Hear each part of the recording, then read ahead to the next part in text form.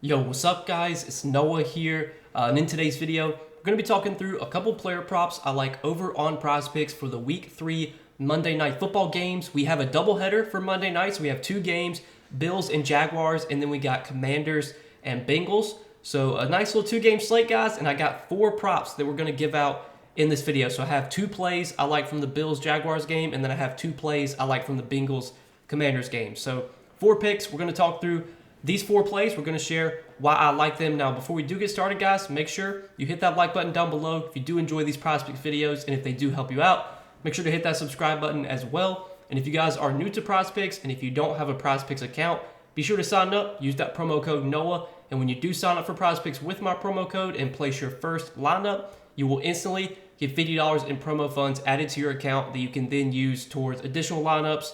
And then, any money you win off those lineups, you can withdraw if you choose to do so. But definitely check out Prizepicks if you guys have not yet. And again, make sure to use that promo code NOAH when you do sign up for Prizepicks. And also, we do have a partnership with Sleeper. If you guys want to check out Sleeper, you can do so linked down below in the description, or just make sure to use that promo code NOAH over on Sleeper. You'll get your first deposit matched up to $100. And Sleeper, there are similar DFS pickup apps similar to Prizepicks where you're just picking more or less on player projections. You're building out an entry. You can make up to an 8-pick entry on Sleeper, and you can win up to 100x your money. So go check out Sleeper, guys. Download the app and make sure that when you sign up, use that promo code NOAH. You'll get your first deposit matched up to $100. But yeah, we got a Monday Night Football doubleheader. Excited for this one, guys. Let's go ahead and talk through some props I'm liking for these two games. So the first prop we're going to take a look at in the Jaguars-Bills game is going to be a fantasy score prop. And I like James Cook for more than 13.5 fantasy scores. So James Cook, he has had a pretty good role to start the season. Week 1, didn't have the greatest game, 13.3 fantasy points in a good matchup against the Cardinals, but got a lot of volume. Had 19 carries for 71 yards, also had 3 catches for 32 yards. And then last week against the Dolphins in a big blowout win, he was really efficient, had 11 carries for 78 yards and 2 touchdowns, also had 1 catch for 17 yards and a receiving touchdown. So 3 touchdowns last week for James Cook. James Cook's had a really good role to start the season. He's been playing on a large majority of the snaps. He is the clear RB1 on this Bills team, 61% of the snaps week 1. Only played on 47% of the snaps last week. But if you look at his playing time, he lost a lot of playing time in the fourth quarter just because the game was out of hand. They were beating the Dolphins by like 3 touchdowns. The Dolphins, Tua was injured. There was really no chance the Dolphins were going to come back and win that game. So the Bills were definitely playing conservative late in the game in the fourth quarter. They were just running the ball with Ray Davis, with the backups. So I think more times than not, we can expect James Cook to play on 65% of the snaps. And James Cook's a really efficient running back. He's been really good as a runner. He's a good pass catcher as well. And for Prizepicks fantasy score, you do get a point per reception. So it's very valuable to, if you're taking an over on a running back's fantasy score on Prizepicks, it's very valuable if that running back can catch passes, which James Cook can do. And this is a really good matchup for that. The Jaguars, I think, were the worst. I'm pretty sure they were the worst defense defending pass-catching running backs last season. I think they gave up like the most receptions, most receiving yards. So far this season, it's a small sample, but the Jaguars have been very vulnerable to pass-catching running backs, giving up the 4th most receiving yards, giving up the 6th or 7th most receptions. So I like James Cook to be able to do some work in the passing game here. I think he should continue to get plenty of volume on the ground. He has plenty of touchdown equity too. Now, when the Bills do get near the goal line, they can definitely run, design runs for Josh Allen. You definitely can see Josh Allen get some rushing touchdowns over James Cook. But James Cook, I believe, got all the carries inside the 5. Like, when they get near the goal line, the ball, James Cook's going to be on the field. There were definitely situations last season when they had Latavius Murray. You would see Latavius Murray sometimes get those goal line touches, those goal line touchdowns. But that's not happening this season. They don't have Latavius Murray. He's not on the team anymore. And the other running backs on the roster, Ty Johnson, Ray Davis, these guys are not players that have shown the willingness to be guys that can handle big-time workloads. I mean, Ray Davis is a rookie. Ty Johnson has never been that great of running back. So really like James Cook to continue to have a big role, continue to get a lot of usage, continue to get a lot of volume on the ground and through the air. And another prop that I do like for James Cook, we talking about how good of a matchup this is for pass-catching running backs. I do like James Cook for more than 2.5 receptions or 17.5 receiving yards. I think both these props are pretty good. I like Cook to have a decent game, receiving in this spot. and obviously, the points he can get from rushing as well. You obviously can add that on for fantasy score. But just given the role that James Cook has right now, given the fact that the Bills are favored at home by 6.5 in this spot, this does set up a spot where the Bills could be playing with the lead, could definitely be running the ball a lot, and James Cook's going to get a lot of those carries. So that's our first prop I like for Monday night. And then the other prop that I like on the other side of that game is a targets prop.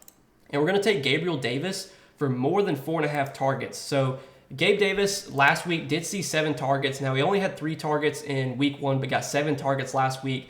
And we really want to highlight last week because the Jaguars were without Evan Ingram last week, and Evan Ingram has already been ruled out for this game. So with Evan Ingram out, who is a pretty high volume guy. I mean, last season, Evan Ingram, I think, was 3rd on the team in target share. Now, last season they didn't have Brian Thomas. They had Calvin Ridley last season. He's no longer on the team. But you would expect Evan Ingram to be a guy that, typically gets like 5-6 targets a week, sometimes more than that. Well, his replacement, Britton Strange, is definitely not a high volume pass catcher. Now, Britton Strange did get 6 targets last week, but that feels like more of an outlier than anything. I think taking Evan Ingram out of this lineup and replacing him with Strange is just going to open up more targets to the receivers, more targets for Gabriel Davis, potentially for Travis Etienne, definitely for Brian Thomas, and potentially for Christian Kirk as well. But Gabriel Davis has had a really good role for the Jaguars. He's been an every down wide receiver. The first 2 weeks of the season, he's played on, I believe, over 90% of the snaps. I'm going to pull it up just to confirm. Yeah, 94% of the snaps week 1, 95% of the snaps last week. So he's playing on almost every single snap. He's going to run a route on probably every single one of Trevor Lawrence's dropbacks. This is a game where the Jaguars are expected to be playing from behind. They're 6.5-point underdogs on the road here. So I think this sets up as a game script where you're going to see plenty of pass attempts for Trevor Lawrence. And I think we can definitely get 5 targets for Gabriel Davis here. He had 7 last week. I think he probably projects for about 6 to 7 targets again. Another prop that I do like for Davis is his receiving yards. That line on Prizepicks is at 37.5. I think a lot of sports books and some other DFS sites have his receiving yards at 39.5. So you're getting a little bit of value on the receiving yards for Davis. For what it's worth, he has gone over his receiving yards in both games. Davis is a guy that can, spike for big plays. So if you want to take receiving yards, I don't mind that. But I like betting on targets here for Davis. I like betting on the volume. Just with the role he's had on this team, no Evan Ingram, volume should be there. Like his chances of getting 5 targets. I mean, he has a 3 receptions prop. If he gets 3 receptions, he's pretty likely to get 5 targets. I mean, last week he had 3 receptions, 5 targets, or 7 targets. So, yeah, that's what I like as our second play for Monday night. Gabriel Davis, more than 4.5 targets. And then the next 2 plays that I like are going to be in the Commanders-Bengals game. And we're going to do a quarterback-receiver stack here. We're going to take Joe Burrow for more than 19 fantasy score, and we're going to pair him with Jamar Chase for more than 17 fantasy score. So these 2 props directly correlate. Any fantasy points that Jamar Chase gets, most likely Joe Burrow is going to get as well, unless they do like a trick play and a receiver throws the ball to Chase. But for the most part, every catch that Chase gets is coming from Burrow. If Chase scores a touchdown, that's most likely going to be thrown to him by Burrow. So these 2 props directly correlate, and this is a spot where I do like the Bengals offense to be able to move the ball down the field, to put up points on this Commanders team. The Commanders are expected to be one of the worst defensive teams, especially against the pass. They've already been a very good matchup so far this season against the pass. It's obviously a small sample of only 2 games, but the Commanders are giving up the most fantasy points per game to quarterbacks this season. They've already given up 6 passing touchdowns to quarterbacks this season. This is a really, really good spot for Joe Burrow to kind of get right. You look at Burrow's game log this season. He was really bad week 1 against New England. Did not do much offensively. Kind of looked better last week against Kansas City. Did still go under this fantasy score line. But you look at Burrow's projections for Monday night, and he's got some high lines. I mean, he's projected for 265.5 pass yards. He's heavily favored for over 1.5 touchdowns. If Burrow throws for 260, 270 yards and 2 touchdowns, he's pretty likely to finish with over 19 fantasy score. I think that would put him right around 19 fantasy score. And then you got to think Burrow can run. He can give you some rushing yards. He does have an 11.5 rush yards prop. If he gives you some rushing yards as well, that's just going to add to it. So really feel like if Burrow goes over his pass yards or throws 2 touchdowns, if he goes over both those lines, pass yards and 1.5 touchdowns, pretty likely to finish with 19 fantasy score. And then if Burrow does have that good of a game, if Burrow does get over 19 fantasy points, somebody on the Bengals is probably going to do well, and I want to bet on Jamar Chase being the guy that does well with Burrow. I know you look at Jamar Chase's recent games, and it obviously doesn't look very good. He's had a lot of red, dating back to last season, start of this season. But Week 1 against New England, he was kind of on a limit. Can't remember how many snaps he played exactly. I'm going to take a look at that real quick. He did play on 84% of the snaps in Week 1. Didn't have the greatest game against New England. Last week did get back to kind of a full-time role. Played on 92% of the snaps. It was just not the greatest spot for him against Kansas City. Well, this is probably the best possible matchup for Jamar Chase. We talked about how bad the Commanders' defense has been against the pass this season, giving up the most fantasy points to quarterbacks. Well, they've also given up the most fantasy points to wide receivers, and that kind of makes sense, because if quarterbacks are doing well against the Commanders, that probably means that wide receivers are doing well too.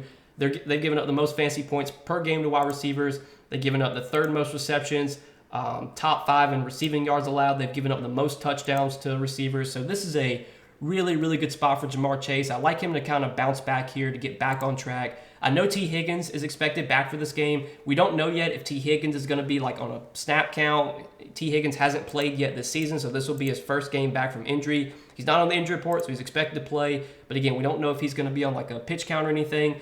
Even with T. Higgins coming back, I don't think that's going to have too much of an effect on Jamar Chase. If anything, it might be a good thing.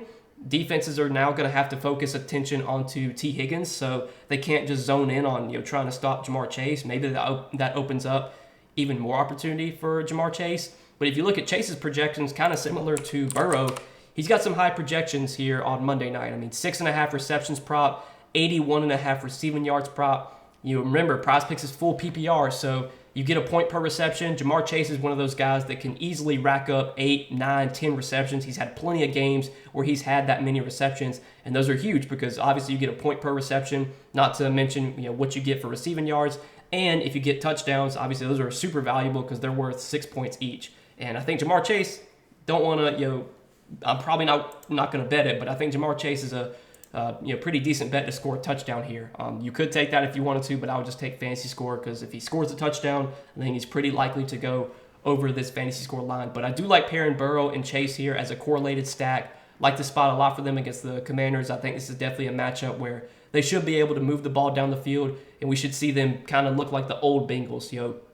So far the Bengals offense has not looked great to start the season. They've not been like the greatest offense, but I think this is definitely a spot where they should be able to get going. And my Prizepicks board is glitched out on me. I don't know why it does this. We'll just leave it as it is. I'm going to go ahead and wrap up this video anyway, but that's all I got, guys, for Monday Night Football. Again, the plays are James Cook, more than 13.5 fantasy score, Gabriel Davis, more than 4.5 targets, and then a quarterback receiver stack of Joe Burrow, over 19 fantasy score, and Jamar Chase, over 17 fantasy score. So that's what I got for Monday Night Football, guys. Appreciate you watching as always. Hit that like button if you enjoyed. Hit that subscribe button if you have not yet. And again, guys, make sure to check out Prizepicks. If you have not yet, sign up and use that promo code NOAH. When you do, get $50 in promo funds instantly added to your account when you place your first lineup. So again, check out Prizepicks if you guys have not yet. But good luck tonight. Thanks so much for watching, guys. We will see you in the next one.